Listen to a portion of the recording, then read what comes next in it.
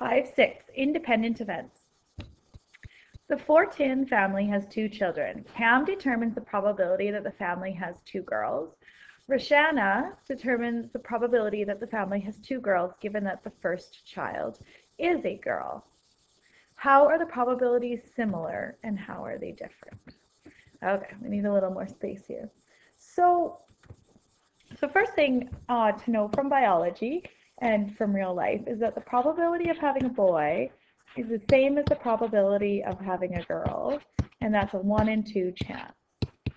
Okay, and I know people will say, oh, but my family's much more likely to have boys. No, the way it works, we have an egg, we have a sperm. The egg is either gets an X or an X from its mom. The sperm either gets an X or a Y from its dad. So we either have an X and an X go together, or this X and that X go together, or this X and that Y goes together, or this X and that Y is. Here's 2 girls, here's 2 boys. That's the way it works, okay?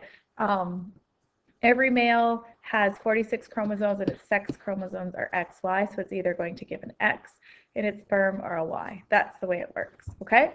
So, and I know obviously we know of families that have all boys, 4 or 5 boys. We do know that, but probability still remains of each boy or each girl being 1/2. Little biology lesson. Okay. Each time you have a child, it's independent. Your reproduction doesn't remember, okay, I've already had 4 girls, so now I'm going to have a boy. It's independent. Each time you have a 1 in 2 chance. The gender of the firstborn child has no bearing on the gender of the secondborn child. So here's the way it can look for 2 kids. We have our first kid and we have our second kid. So we can either have a boy and then a girl, and then this is a tree diagram, then we can either have a second boy or a second girl or a boy or a girl. Okay, so in this case, this first one, we have boy, boy, we have boy, girl, girl, boy, girl, girl. Okay, so you can see the probability of having a girl, probability girl and girl is equal to the probability of having a girl times by the probability of having a girl. Whoops, my writing's not too fabulous today. Times by the probability of having a girl. So we have a 1 in 2 chances here, a 1 in 2 chances there is equal to 1/2 times 1/2, which equals 1/4. And we could also look at it just in this second column. Well, there's 4 chances of that. Only one of them is girl, girl. Okay? So the probability of having a girl and a girl is 1/4. But the probability of a girl, given that you've already had a girl, means we're only looking at this case, these 2 cases here. I'm already telling you I have a girl already, so the probability that I have 2 girls is equal to 1/2. Okay? Another way we could have written that is we could have said the probability of girl intersect girl is equal to the probability of girl times the probability of girl given girl. Oops, that's given. Okay, so we saw that this from the first part of the question was 1/4. The probability of having a girl is 1/2. And what we're trying to solve for is the probability of girl given girl. Okay, so in order to get rid of this, we times both sides by 2. That makes 1. So we get 1/2 is equal to the probability of girl given girl. Okay, so a couple ways to look at that. So the way that they are similar is both solutions involve 2 events and were determined by observing the ratio of favorable outcomes to total outcomes from a tree diagram. The way they were different is Cam's question, what's the probability that the family has 2 girls, involved independent events, while Roshana's solution involved dependent. We said, given that the one's girl, tell me what the probability that the other one is. Okay, the probabilities resulted in different numbers. Therefore, a two-child family chosen at random is more likely to have two girls if the first one is a girl, rather than just at random. If I don't tell you that the first one's a girl. Because we have a 1 in 2 chance if I tell you the first one's a girl that the second one's a girl. Whereas just at random, if I don't tell you what the first one is, there's a 1 in 4 chance they're both girls.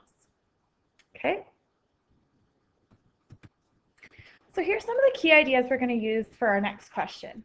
If the probability of event B does not depend on the probability of event A, these are called independent. For example, tossing tails of the coin and drawing the ace of spades from a standard deck of 52 playing cards are independent events. No matter what happens with that coin, it does not affect drawing the ace of spades from the deck of cards. Okay? They do not affect one another. But the probability that two independent events, A and B, will both occur is the product of their individual probabilities. So the probability of A intersect B, both independent, is equal to the probability of A times the probability of B. A tree diagram is often useful for modeling problems that involve independent events. Drawing an item and then drawing another item after replacing the first item results in a pair of independent events. But today we're actually talking about, no, we are talking about independent. I'm mixed up. Okay, so now we're going to look at this problem. So Anne and Abby each have 19 marbles. 11 of them are red and 8 of them are blue. Anne takes her marbles and puts them in 2 bags. The first bag has 7 red, 3 blue. The next one is everything else. And then Anne is going to draw 1 from here and 1 from there. Abby, on the other hand, takes all 19 marbles and puts them in 1 bag, and she's going to draw 2. So what we want to know, are they both equally as likely to draw 2 red marbles? Let's A represent Anne drawing a red marble from here. So you can see her probability is going to be pretty high. There's more red than blue. Here, her probability, B is her probability of drawing a red marble from there. Are they independent or dependent? So does it not matter what she does in bag 1 and it doesn't affect bag 2? Or what happens in bag 1, does that affect bag 2? And in this case, they would be independent. Whatever she picks out of here does not affect anything in this bag. Okay, we're going to skip ahead to C. Determine the probability of A and the probability of B. Well, the probability of A, her chances of getting a red in this first one, well, there's 4, 5, 6, 7 reds out of a total of 10. Her probability of B getting a red marble in bag 2, there's 4 out of 1, 2, 3, 4, 5, 6, 7, 8, 9. 4 nines. So the probability of P intersect B, because they are independent, we just multiply them. Probability of A intersect B is equal to 7/10 times 4 nines. And that is roughly, I've already done it in my calculator, 0.311. Okay? Now C represents Abby drawing a red marble from bag 3 on her first draw, and D represents her drawing a red marble on her second draw. Are they independent or dependent? In this case, they are dependent. Whatever she draws in her first one is going to affect her second draw. So her probability of getting that first red one, well, there is a total of 11 red. So she has 11 and a 19 of getting her first one.